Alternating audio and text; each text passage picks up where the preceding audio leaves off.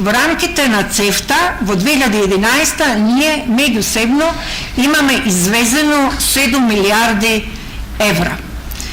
Со остатокот од светот 22 милиарди и со Европска Унија 17 милиарди. Тоа значи дека наш извоз на ниво на регионот во однос на Унија е 2,5 пати поголем отколку што ние меѓусебно си извезуваме. Значи 16% сме извезле како регион во светот, значи во други земји или трети земји во овој случај. Во однос на ЕУ сме извезле 58% и 26% меѓусебно направивме извоз меѓу нас. Македонија учествува со 12,2, Хрватска со 25,5, Србија со 35,9, Босна и Херцеговина 20,3, Албанија 2,4 и Косово со 1,1.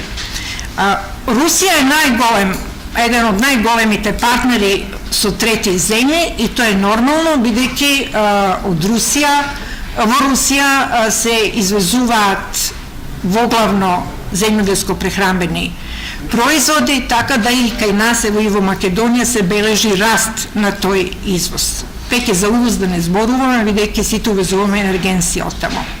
Само 20% од нашата трговската размена или извоз се однесува на неземјоделски производи.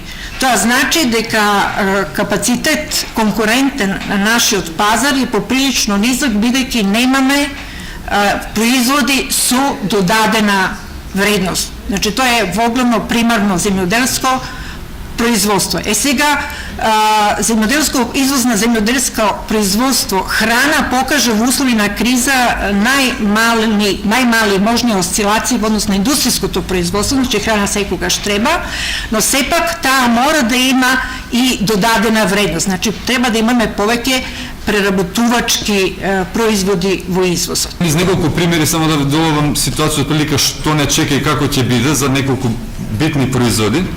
Например, за чоколадите.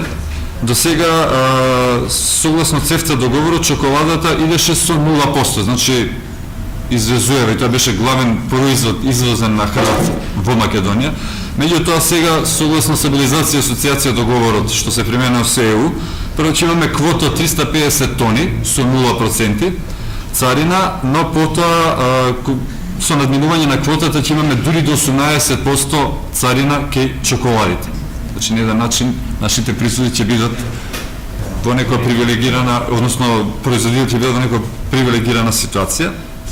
Или пак, например, супите. И до сега супата, имавме квота за супи со 540 тони, со 0% царина, а потоа имавме над квотата 18% царина за увоз на супите. Ние имаме двојца големи производители и извозници, тоа се Мултипром и Витаминка. Сега супата ќе иде слободна, меѓутоа имаме зголемување на царината за 2%, значи ќе имаме 20% царина при увоз на супите. Или пак, например, цигарите,